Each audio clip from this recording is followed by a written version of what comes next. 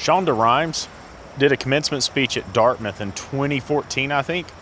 And she's a very, very successful TV writer and all kinds of other things. And, you know, I'm kind of a weirdo. I sit around and listen to commencement speeches and motivational speeches and all kinds of stuff. I just enjoy it. But it's very interesting to me because she said something in that speech that stood out. And she said all of these people talk about how successful she is, and they ask the question, how do you do it all? And she said, I don't. She said, I'm going to be really honest here, and I am going to tell you the truth. And the truth is that if I'm succeeding in one area of my life, I am most definitely failing in another. And I resonate with that.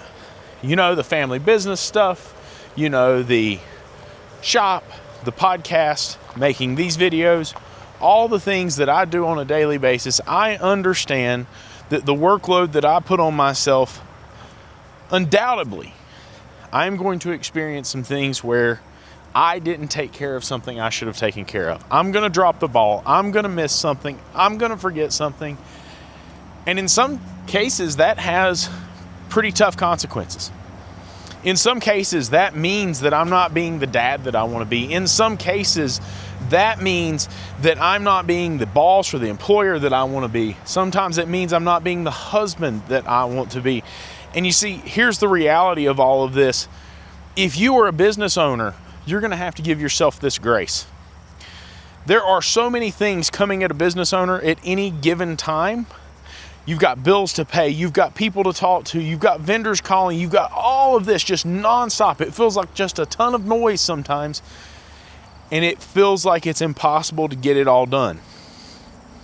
You'll remember that in the past I've said, my first business coach told me, like, hey, when you get it all done, you're out of business, so don't try to get it all done, for God's sakes. But here's the thing I want to tell you.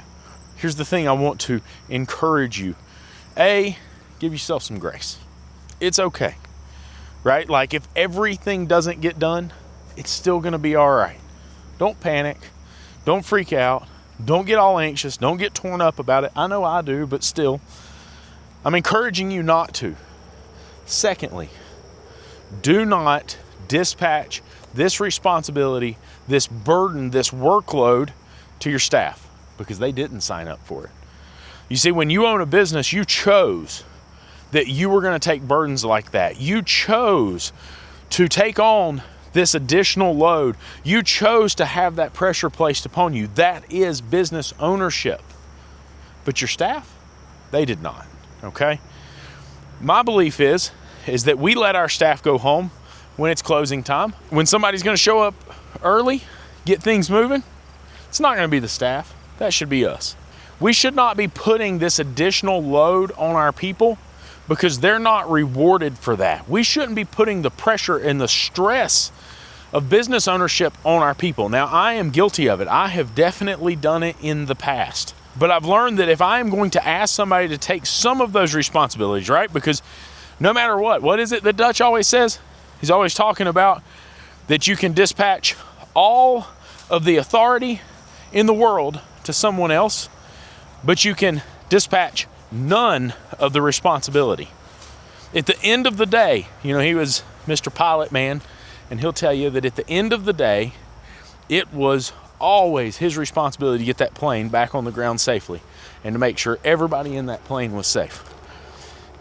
He could dispatch the authority to someone else on the plane, but not the responsibility. Business ownership is very much the same thing, very much the same way. You can spend all the time and effort in the world you want trying to get everybody else to take the workload off of your plate, but ultimately, you are still responsible for it. So don't try to put that on your people.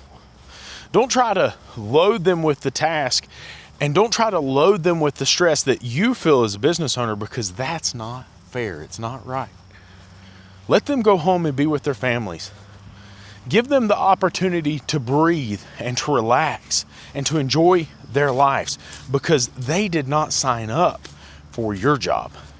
They signed up to be an employee. Don't burden them with the stress and the pressure that should be solely on the shoulders of the business owner. Just how I feel about it. Y'all have a good one.